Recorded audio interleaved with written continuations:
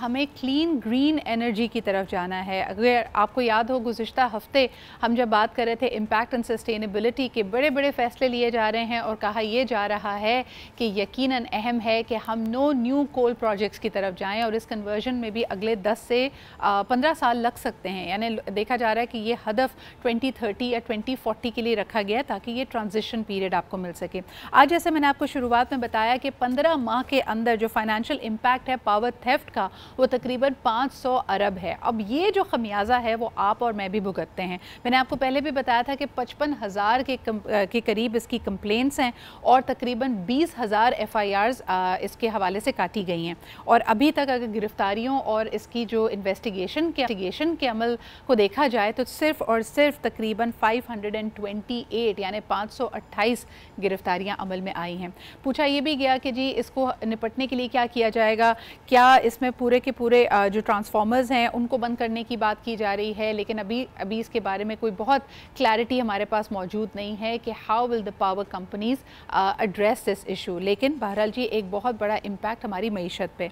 इसके साथ साथ जो सारिफीन हैं, आप और मैं लोड शेडिंग से गुजरते हैं। पहले तो हम कहते थे कि यार पीक आवर्स हैं तो हो सकता है इसके अंदर आपको 1 या 2 घंटे की स्केड्यूल लोड शेडिंग मिले, लेकिन बारिश के इस मौसम में जब बहुत सारे टेक्निकल फॉल्ट्स भी हो सकते हैं, अब ऐसा कहना और करना ऑलमोस्ट नामुमकिन नज़र आता है। दूसरा ये कि महंगाई भी बहुत बढ़ चुकी है। आपके पास एक ऑप्शन है जी सोलर पैनल्स का, और सोलर पैनल्स में आप देख सकते हैं कि ना सिर्फ ये ग्रीन एनर्जी है लेकिन ये माहौलियाती आलूदगी में और आपके ओवरऑल सस्टेनेबिलिटी इम्पैक्ट में भी हमारी मदद करती है। आपको बताते चलें कि ये तकरीबन 25 साल तक की इसकी मियाद होती है और आप जो इसके ऊपर इन्वेस्टमेंट करते हैं इन टर्म्स ऑफ कि आपका जो फाइनेंशियल इन्वेस्टमेंट वो 5 से 6 सालों में आप रिकवर कर सकते हैं। अगर ज़्यूनिक होता तो ये ना होता। ये पैगाम है जी ज़्यूनिक सोलर इन्वर्टर्स का आपके लिए। आप ज़रूर इनकी वेबसाइट पर जाके इस ऑप्शन को भी एक्सप्लोर कीजिए। ये ज़बरदस्त एक ऑप्शन लेके आए हैं आप सबके लिए। यकीनन हम में से कई लोग सोलर इन्वर्टर्स के बारे में या सोलर पैनल्स के बारे में सोच तो रहे होते हैं, लेकिन फिर हमें कहीं ना कहीं उसकी कॉस्टिंग के ऊपर या किसी और तरह की प्रॉब्लम के ऊपर हमारा जहन जाता है और हम कहते हैं नहीं भाई ये नहीं हो पाएगा।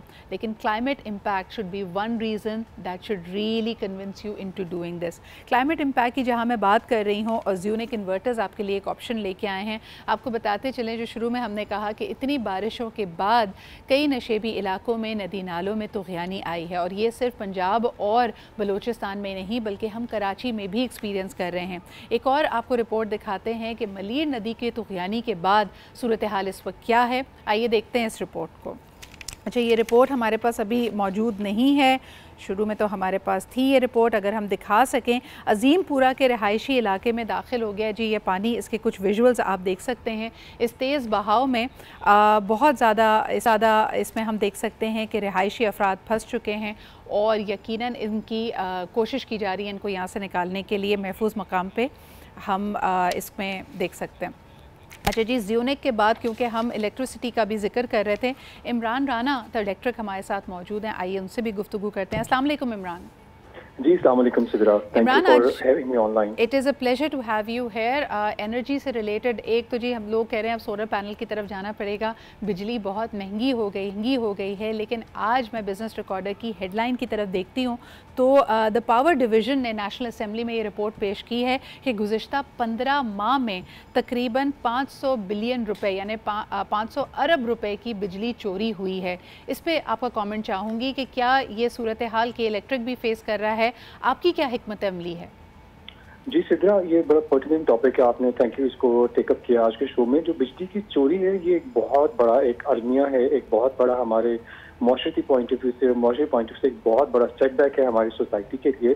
कराची के हवाले से अगर मैं बात करूँ तो कराची में कुछ ऐसे इलाके हैं जहाँ पे बाकायदा मुनज़्ज़म तरीके से बिजली की चोरी होती है और जिसके लिए कि इलेक्ट्रिक बाकायदा एक मुनज़्ज़म तरीके से उसको उसके खिलाफ कार्रवाइयाँ करता है। हम ऑन एवरेज तकरीबन नाज़रीन पैगान के कनेक्शन जो है उनको डिस्कनेक्ट करते हैं बिजली के बिल ना अदा करने की वजह से। और दूसरा जो अहम जो इसमें आपने इशू उठाया है वो बिजली की चोरी के हवाले से, इसमें बाकायदा कार्रवाइयाँ की जाती हैं, लेकिन वेरी अनफॉर्चुनेट कि जैसे ही हमारी टीम्स वहाँ से जाती हैं तो उसके फ़ौरन बाद वो कुंडे अनफॉर्चुनेटली वापस आ जाते हैं, बिजली की चोरी होती है। और इसके हवाले से इससे जो बिजली के जायज़ कस्टमर्स होते हैं उनका बहुत नुकसान होता है, बिकॉज बिजली की जो अवेलेबिलिटी है उन तक पहुंचाना मुश्किल हो जाता है।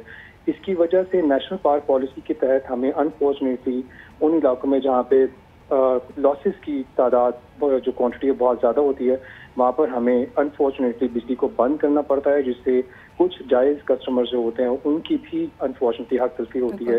इमरान, दो चीज़ों पे बहुत बात की जा रही है। एक तो फ़ी यूनिट प्राइस बहुत बढ़ गई है, दूसरा मैं देख रही थी कि सोशल मीडिया में इस पर बड़े मीम्स भी बन रहे हैं कि सरकारी रेडियो और सरकारी टेलीविज़न चैनल के जो टैक्सेस हैं वो हमारी बिजली के बिल में होते हैं। इस पर कॉमेंट करना चाहेंगे? देखिए, जहाँ तक टैक्सेस का ताल्लुक है तो हुकूमत पाकिस्तान का उनकी अथॉरिटी है। हुकूमत पाकिस्तान इसके हवाले से सोच विचार करते हैं, वही इसे बेहतर है कि कमेंट करें। इसके साथ जो बिजली के महंगे होने के हवाले से आपने बात की है, बिल्कुल ये बात दुरुस्त है कि वक्त के साथ साथ बिजली जो है उसमें से सब्सिडीज का जो एलिमेंट है वो माइनस किया जा रहा है, उसको खत्म किया जा रहा है, जिसकी वजह से जो बिजली जैसे जैसे आप स्लैब वाइज बिजली ज़्यादा इस्तेमाल करते हैं उसके रेट्स में बहुत तेज़ी से इजाफा हो जाता है।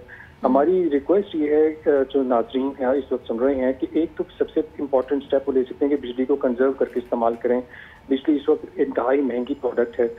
दूसरा एक इम्पोर्टेंट स्टेप जो ले सकते हैं कि कंजर्वेशन के साथ साथ इमरान, एक लेकिन सवाल लोगों के जहन में है कि एक तरफ जो पेट्रोल प्राइसेस हैं वो कम हो रही हैं, जिस पे शहबाज शरीफ साहब ने कहा कि ये इसलिए नहीं है क्योंकि आलमी मंडी में तेल की कीमत कम हो रही है, लेकिन पेट्रोल की प्राइस कम हो रही है, बिजली की प्राइस बढ़ रही है, तो what is happening to the Pakistan energy mix?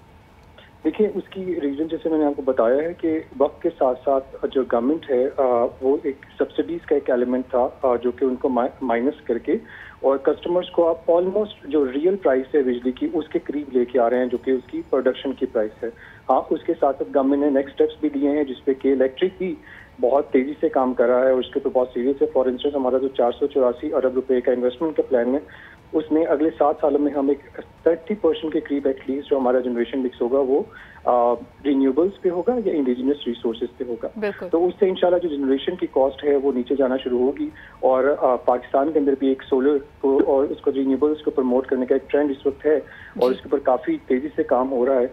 इंशाल्लाह देखिए वक्त के साथ साथ कोशिश यही होगी uninterrupted energy supply, power supply जो कि सस्टेनेबल भी हो, जिसका माहौलियाती इम्पैक्ट ग्रीन हो। ये मेरे ख्याल में सस्टेनेबल डेवलपमेंट गोल्स का भी हिस्सा है कि इलेक्ट्रिक ने इस हवाले से 7-11 चैलेंजेस भी किए हैं। बहुत शुक्रिया इमरान राना, तर्जुमान के इलेक्ट्रिक हमारे साथ मौजूद थे। इस